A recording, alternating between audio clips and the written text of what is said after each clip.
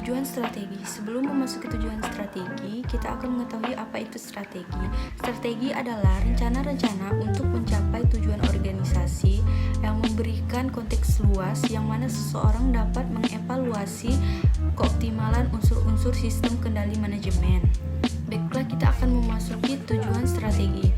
Tujuan strategi di sini yaitu meskipun kita sering mengacu pada apa yang disebut sebagai tujuan-tujuan perusahaan, suatu perusahaan tidak punya tujuan. Pada hakikatnya, perusahaan adalah suatu artifikal yang tidak dapat memiliki pikiran maupun kemampuan mengambil keputusan sendiri. Tujuan yang ada pada perusahaan adalah hasil keputusan CEO perusahaan tersebut dengan saran dari anggota manajemen senior lainnya, atau ditentukan founder perusahaan. Tujuan perusahaan bisa berupa yang pertama ada profitabilitas. Profitabilitas ini terdiri dari atas presentasi profit margin dan investment turnover.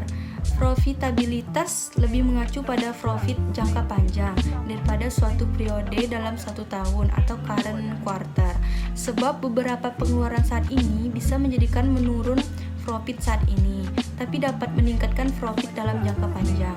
Contohnya adalah jumlah yang dikeluarkan untuk iklan atau R&D dalam konteks praktis. Profitability yang dimaksud bisa berupa pendapat, jumlah laba maupun presentasi laba. Yang kedua ada memaksimalkan nilai pemegang saham. Pada tahun 1980-an dan 1990-an, istilah nilai pemegang saham atau shareholder value sering muncul dalam literatur bisnis. Konsepnya adalah tujuan yang semestinya bagi sebuah perusahaan yang mencari laba adalah memaksimalkan nilai pemegang saham.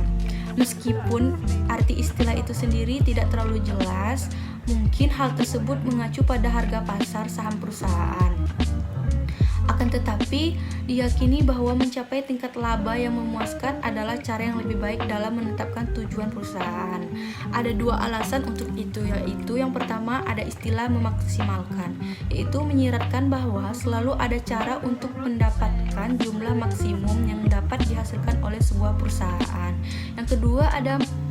Yang kedua yaitu meskipun upaya mengoptimalkan nilai pemegang saham mungkin menjadi tujuan utama, namun ini bukan berarti merupakan satu-satunya tujuan bagi banyak organisasi. Yang ketiga ada resiko. Resiko yaitu upaya sebuah organisasi perusahaan untuk meningkatkan profitabilitas sangat dipengaruhi oleh kemauan pihak manajemen untuk mengambil resiko. Tingkat pengambilan resiko sangat bervariasi, tergantung kepada kepribadian atas masing-masing individu di jajaran manajemen. Akan tetapi selalu ada batas atas sejumlah organisasi perusahaan secara terang-terangan menyatakan bahwa tanggung jawab utama manajemen adalah menjaga aset-aset perusahaan, sedangkan profitabilitas menjadi tujuan kedua. Sebagian besar krisis keuangan yang terjadi di Asia selama tahun 1996 sampai 1998 dilacak dari fakta bahwa bank-bank Asia telah memberikan pinjaman yang kelihatannya sangat menguntungkan tanpa memperhatikan tingkat risiko yang dihadapi. Yang terakhir ada pendekatan multiple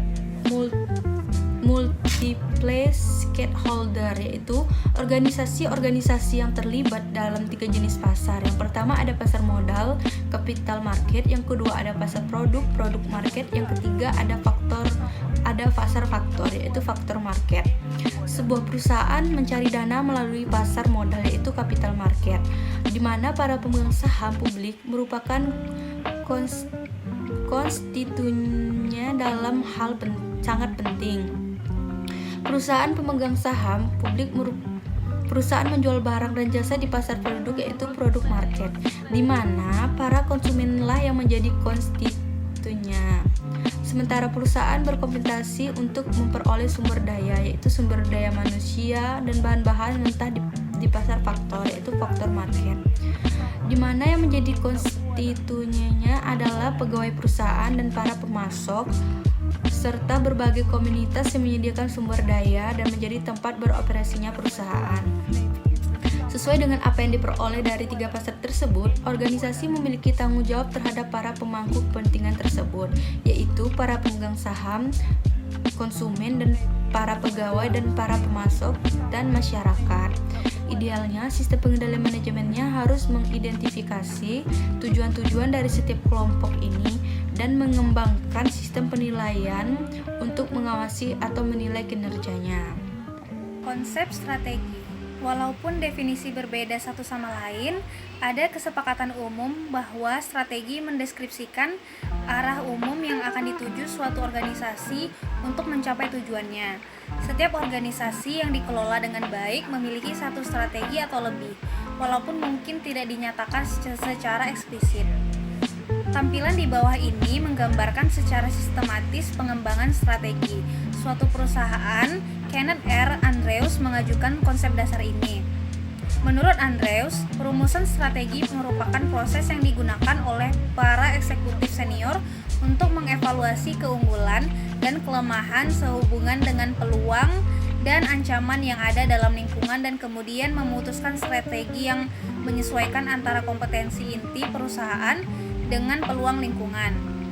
Banyak perhatian selama 3 dasawarsa terakhir difokuskan pada pengembangan kerangka yang lebih tepat untuk melakukan analisis lingkungan, mengidentifikasi peluang dan ancaman, dan analisis internal atau mengidentifikasi kompetensi inti. Nah, strategi dapat ditemukan pada 2 tingkatan. Yang pertama, strategi untuk organisasi keseluruhan. Yang kedua, strategi untuk unit bisnis dalam organisasi. Nah, tampilan di bawah ini dengan adanya orientasi sistem ini, kita tidak akan mencoba analisis yang cermat dari muatan strategi yang tepat. Pada tingkatan strategi corporate level atau tingkat korporat atau organisasi keseluruhan, isu strategi kuncinya ada 2, apakah kita ada dalam bauran industri yang tepat, dan yang kedua, apa industri atau sub-industri yang harus kita masuki. Lalu opsi strategi generiknya ada 3, industri tunggal, diversifikasi yang berhubungan, dan diversifikasi yang tidak berhubungan. Lalu tingkatan organisasi primer yang terlibat adalah kantor korporat. Nah, yang kedua, tingkatan strategi bisnis unit level atau tingkat unit bisnis.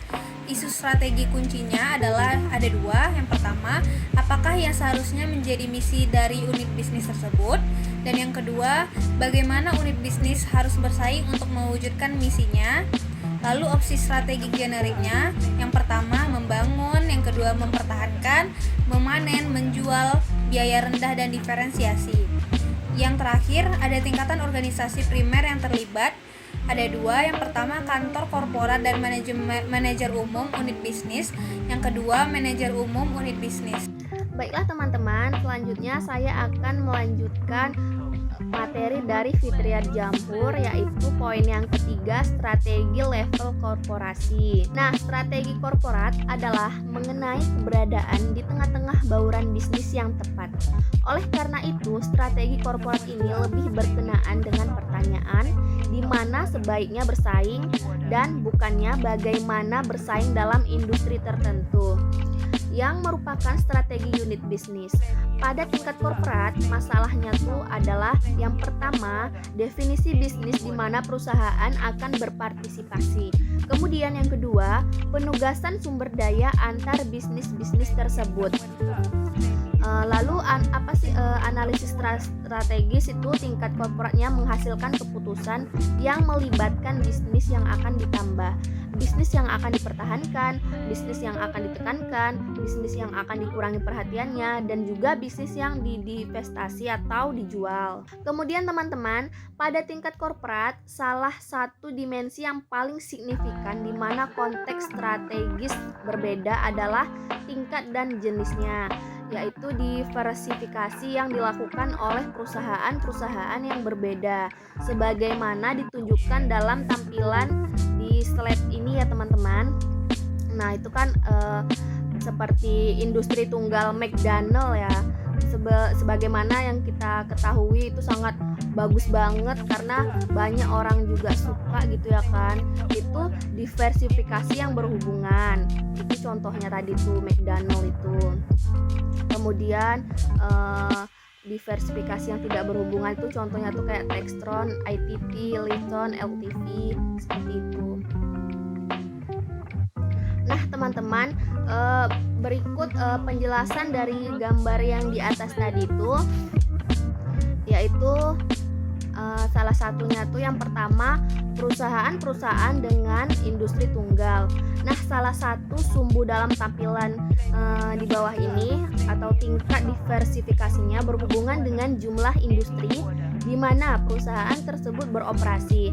Pada satu ekstrem, perusahaan mungkin memiliki komitmen pada satu industri. Perusahaan yang menggunakan strategis industri tunggal meliputi Maytag atau peralatan rumah tangga yang besar, kemudian Rigel atau permen karet tadi tuh, permen karet, kemudian Perdue Farms atau unggas, dan Nucor atau baja.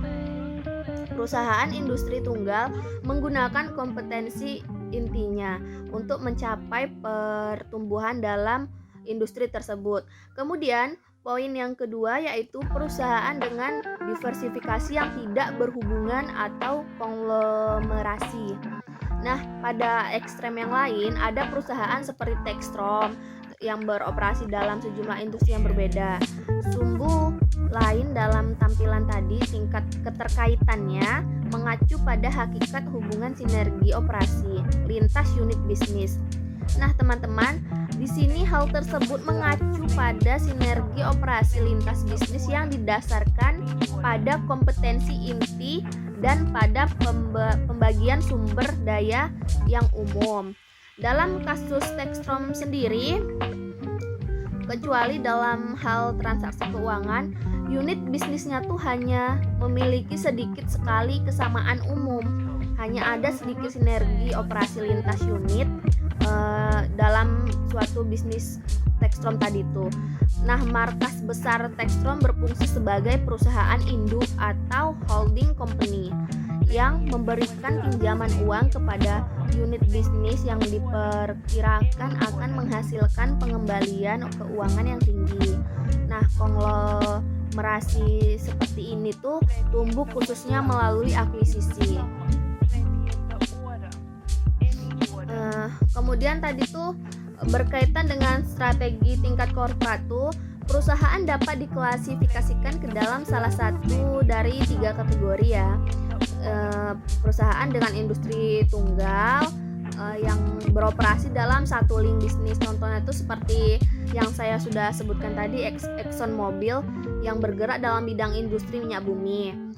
Kemudian perusahaan dengan diversifikasi yang berhubungan beroperasi dalam beberapa industri dan unit-unit bisnis tersebut memperoleh manfaat dari seperangkat kompetensi inti yang umum. Contohnya itu seperti apa? Contohnya itu adalah Procter dan Gamble atau P&G tadi, di mana perusahaan ini memiliki unit bisnis dalam popok atau yang kita sering sebut Pampers ya teman-teman. Terus kemudian deterjen, sabun, pasta gigi, shampoo, dan produk yang bermerek lainnya. Nah, kemudian P&G ini memiliki 2 kompetensi inti yang menguntungkan semua unit bisnisnya, yaitu untuk keterampilan inti dalam beberapa teknologi kimia dan keahlian distribusi serta pemasaran produk konsumen yang bermerek dengan harga rendah melalui supermarket. Seperti yang kita ketahui sekarang ini kan banyak banget tuh supermarket yang menjual berbagai produk gitu. Jadi kayak warung-warung kecil tuh kayak kurang laku karena udah banyak banget supermarket yang menjual dengan harga lebih murah gitu kan. Kemudian perusahaan dengan bisnis yang tidak berhubungan beroperasi dalam bisnis yang tidak saling berhubungan satu sama lain itu yaitu hubungan antara unit-unit bisnis bersifat murni finansial. Nah, contohnya seperti apa? Contohnya tuh seperti Textron.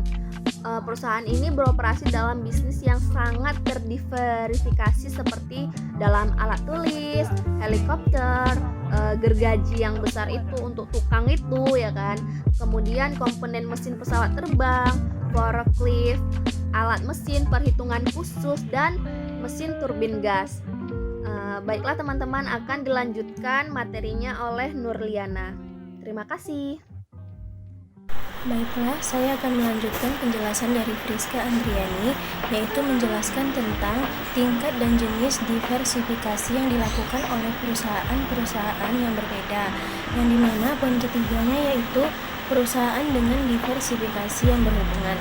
Nah, kelompok lain terdiri dari perusahaan yang beroperasi dalam sejumlah industri dan bisnisnya saling berhubungan satu sama lain melalui sinergi operasi. Nah, perusahaan-perusahaan ini itu yang disebut sebagai perusahaan dengan diversifikasi yang berhubungan. Sinergi operasi terdiri dari dua jenis hubungan lintas unit bisnis. Yang pertama yaitu kemampuan untuk membagi sumber daya umum, dan yang kedua yaitu kemampuan untuk membagi kompetensi inti umum. Nah, yang keempat yaitu kompetensi inti dan diversifikasi korporat. Kompetensi inti adalah kemampuan yang digunakan oleh perusahaan untuk mencapai kinerja yang lebih tinggi dan menambah nilai signifikan bagi pelanggan.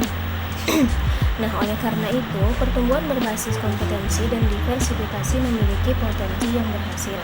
Unit-unit bisnis yang dari perusahaan dengan diversifikasi yang berhubungan mungkin akan lebih buruk jika dipecah menjadi perusahaan-perusahaan yang terpisah, karena perusahaan dengan diversifikasi yang berhubungan dapat mengeksploitasi sistem operasinya secara lintas unit bisnis. Nah, yang kelima yaitu implikasi dari desain sistem pengendalian. Strategi korporat adalah satu rangkaian dengan strategi industri tunggal di satu ujung spektrum dan diversifikasi yang tidak berhubungan di ujung lain. Nah, banyak perusahaan tidak sesuai bila digolongkan ke salah satu dari tiga kelas ini. Walaupun demikian, hampir semua perusahaan ya dapat diklasifikasikan di sepanjang rangkaian tersebut. Selanjutnya yaitu strategi level unit bisnis. Nah, strategi unit bisnis bergantung pada dua aspek yang saling berkaitan. Yang pertama yaitu misinya, yaitu berisi apakah tujuan keseluruhannya, dan yang kedua yaitu keunggulan kompetitifnya, yaitu berisi bagaimana sebaiknya unit bisnis bersaing dalam industrinya untuk melaksanakan misinya. Nah, yang pertama yaitu misi unit bisnis. Pada perusahaan dengan diversifikasi, salah satu tugas dari manajemen senior adalah mengalokasikan sumber daya, yakni membuat keputusan mengenai penggunaan kas yang dihasilkan dari beberapa unit bisnis untuk mendanai pertumbuhan dalam unit bisnis lain. Beberapa model perencanaan telah dikembangkan untuk membantu manajer level korporasi dalam mengalokasikan sumber daya secara efektif. Nah, dapat kita lihat gambar tersebut. Gambar tersebut menerangkan 4 poin. Yang pertama, unit bisnis yang termasuk dalam kuadran tanda tanya mungkin juga divestasi atau dijual bila kebutuhan kas unit bisnis tersebut untuk membangun posisi persaingan sangat tinggi. Nah, yang kedua, unit bisnis yang termasuk dalam kuadran bintang yang secara seimbang unit-unit ini bersifat swasembada dan tidak memerlukan kas dari bagian lain di organisasi tersebut. Nah, yang ketiga, unit bisnis yang termasuk dalam kuadran sapi kas yang berdasarkan nilai bersih. Unit-unit ini menghasilkan jumlah arus kas positif yang signifikan. Nah, yang terakhir yaitu unit bisnis yang termasuk dalam kuadran anjing, yang dimana bisnis seperti ini harus dijual atau divestasi kecuali bila ada kemungkinan baik untuk membuatnya menjadi menguntungkan. Baiklah, saya akan menjelaskan lanjutan dari Nurliana tadi. Model BCG memandang pertumbuhan industri sebagai indikator daya tarik relatif industri tersebut dan pangsa pasar relatif sebagai indikator posisi persaingan relatif dari suatu unit bisnis dalam bisnis tertentu. BCG menunjuk pangsa pasar sebagai variabel strategi primer karena pentingnya pangsa pasar dalam gagasan mengenai kurva belajar. Walaupun kurva belajar merupakan analisis yang kuat, konsep tersebut memiliki beberapa keterbatasan. Yang pertama, ada konsep tersebut berlaku pada produk yang tidak diferensiasikan, di mana basis persaingan utama adalah pada harga. Yang kedua, dalam situasi tertentu, peningkatan dalam teknologi proses mungkin memiliki dampak yang lebih besar pada pengurangan biaya per unit dibandingkan dengan volume kumulatif itu sendiri. Kerja keras yang agresif untuk mengurangi biaya melalui produksi terakumulasi dari barang yang terstandarisasi dapat menimbulkan hilangnya fleksibilitas di pasar. Yang selanjutnya, komitmen pada konsep kurva belajar dapat sangat merugikan bila teknologi baru muncul dalam industri tersebut. Selanjutnya, pengalaman bukanlah satu-satunya pemicu biaya.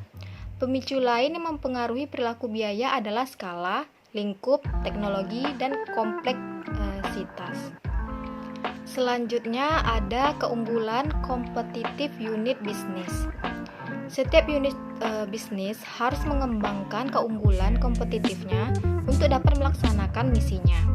Dalam mengembangkan keunggulan kompetitif unit bisnis, perlu diperhatikan 3 hal, yaitu apa struktur industri di tempat unit bisnis beroperasi, bagaimana unit bisnis seharusnya mengeksploitasi struktur industri, dan apa yang akan menjadi dasar keunggulan kompetitif unit bisnis. Selanjutnya, Michael Porter mendeskripsikan 2 pendekatan analitis untuk mengembangkan keunggulan kompetitif yang superior. Nah, yang pertama ada analisis industri atau industri analisis. Studi menunjukkan bahwa rata-rata profitabilitas industri sejauh ini merupakan predikator paling signifikan dari kinerja perusahaan. Menurut Porter, struktur industri harus dianalisis terkait dengan kekuatan kolektif dari 5 competitive force. Yang pertama ada intensitas persaingan antara para kompetitor yang ada. Faktor-faktor yang mempengaruhi persaingan secara langsung adalah pertumbuhan industri, diferensiabilitas produk, jumlah dan keanekaragaman pesaing, tingkat biaya tetap, hambatan untuk keluar dari industri, dan intermittent overcapacity. Yang kedua ada bargaining power atau daya tawar pelanggan. Faktor-faktor yang mempengaruhi bargaining power adalah jumlah pembeli, switching cost atau biaya peralihan pembeli, kemampuan pembeli untuk integrate backward, dampak produk dari unit bisnis pada total cost pembeli, dampak produk unit bisnis pada kualitas atau kinerja produk pembeli, dan signifikansi volume unit bisnis bagi pembeli. Selanjutnya, bargaining power atau daya tawar supplier. Faktor-faktor yang mempengaruhi bargaining power supplier adalah jumlah supplier, kemampuan supplier untuk integrate forward, kehadiran input substitusi, dan pentingnya volume unit bisnis sebagai supplier. Selanjutnya, ancaman dari pengganti. Faktor-faktor yang mempengaruhi barang substitusi adalah harga atau kinerja relatif barang substitusi, switching cost pembeli, dan kecenderungan pembeli untuk menggunakan barang substitusi. Nah, yang selanjutnya ada ancaman dari pendatang baru yang masuk industri. Faktor-faktor yang mempengaruhi hambatan pendatang baru adalah persyaratan modal, akses terhadap saluran distribusi, economics of scale, diferensial produk, kompleksitas teknologi dari produk atau proses, tindakan balasan yang diperkirakan dari perusahaan yang sudah ada, dan kebijakan pemerintah. Baiklah, penjelasan selanjutnya akan dijelaskan oleh Wina Ar-Rahmah. 2. Keunggulan bersaing generik. Analisis 5 kekuatan merupakan titik awal untuk mengembangkan keunggulan persaingan. Sebab ini membantu dalam mengidentifikasi kesempatan dan ancaman dalam lingkungan eksternal. Porter mengklaim bahwa unit bisnis memiliki 2 cara generik untuk merespon terhadap kesempatan dalam lingkungan eksternal dan mengembangkan keunggulan kompetitif yang berkesinambungan, yaitu yang pertama, biaya rendah. Kepemimpinan biaya dapat diperoleh melalui beberapa pendekatan, yaitu yang pertama, skala ekonomis dan produksi, dampak kurva belajar, pengendalian biaya yang ketat, dan minimalisasi biaya. Yang kedua yaitu diferensiasi.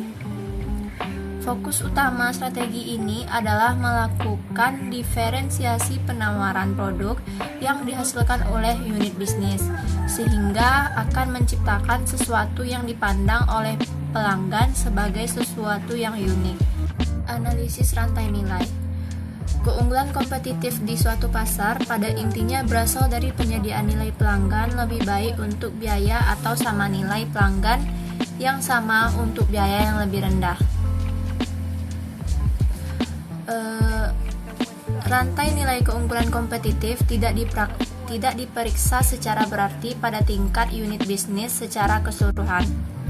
Namun, analisis rantai nilai ini berusaha untuk menentukan di bagian mana dari sebuah operasi perusahaan tersebut, dari desain sampai distribusi, nilai pelanggan dapat ditambah atau dikurangi. Selain itu, dapat menganalisis biaya, pendapatan, dan aktiva secara sistematis. Unit bisnis dapat mencapai keunggulan diferensiasi dengan pengurangan biaya, cost cam atau pengurangan nilai.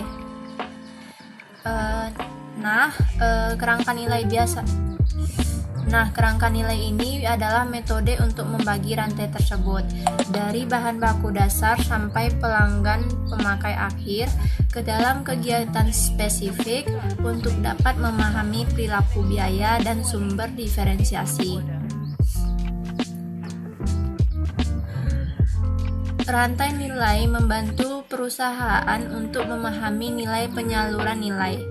Tidak hanya bagian dari rantai nilai di tempat perusahaan itu beroperasi, pemasok tidak hanya menghasilkan dan memberikan input yang digunakan dalam kegiatan nilai perusahaan, tetapi juga secara signifikan mempengaruhi posisi biaya atau diferensiasi perusahaan. Demikian juga tindakan pelanggan yang dapat memberikan dampak signifikan kepada biaya atau diferensiasi. Baiklah, sekian hasil presentasi kami. Mohon maaf apabila ada kesalahan.